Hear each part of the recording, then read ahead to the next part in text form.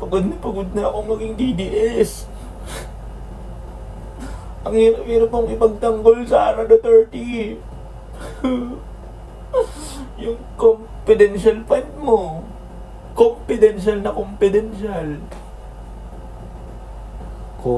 Common sense B. Diyos ko.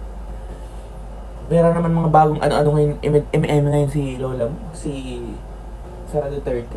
Nagpapasalamat na naman daw siya kay BBM because of what the administration has done to her father.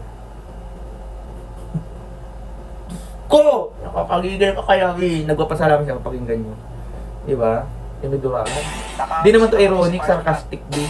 Nakabisita muli si Vice President Sara Duterte kay dating Pangulong Rodrigo Duterte kasama ang kapatid niyang si Veronica, ang common law wife ng dating Pangulo na si Hanilet Abansenya. At bise, may mensahe kay Pangulong Bongbong Marcos ngayon, mas mabuti na raw ang relasyon nila ng kanyang ama.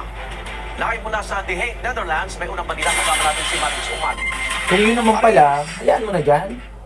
At least, Igan, mag-aalauna-30 na madaling araw ngayon dito sa The Hague. Sa gitna nga ng panggigipit umano sa kanilang pamilya, nagpasalamat si Vice President Sara Duterte kay Pangulong Bongbong Marcos dahil sa umano'y sa pamamagitan niya ay nagkapatawaran sila ng kanyang ama na si dating Pangulong Rodrigo Duterte at nagkaroon din siya ng mas magandang relasyon sa kanyang kapatid na si Veronica. Emidoro. This really is ironic. Haggard ng lola mo.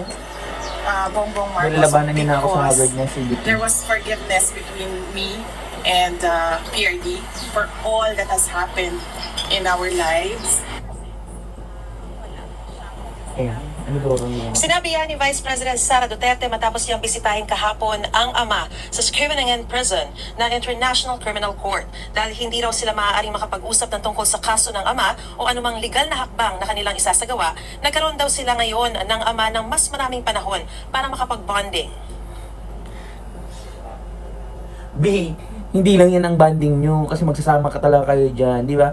The way na magsalita na si BP Sara, alam na natin, B, nagpaparamdam na din siya kasi meron na din siya. Tama naman yung mga ibang pro-government support vloggers din or supporters din na syempre masuunahin yung mga matataas o alam niya na pag inuna si PRD, FPRRD, malamang isusunod yan si Duterte. O, di ba? Ang sunod si Bato. O, tapos dapat kasama si Bongo, tapos damay-damay na sila lahat yan. Ubus na. Diba? Sino pa? Malay mo si Robin Padilla kasama din. Para kasi sila, no? They are a team. So lahat dapat naman yung mga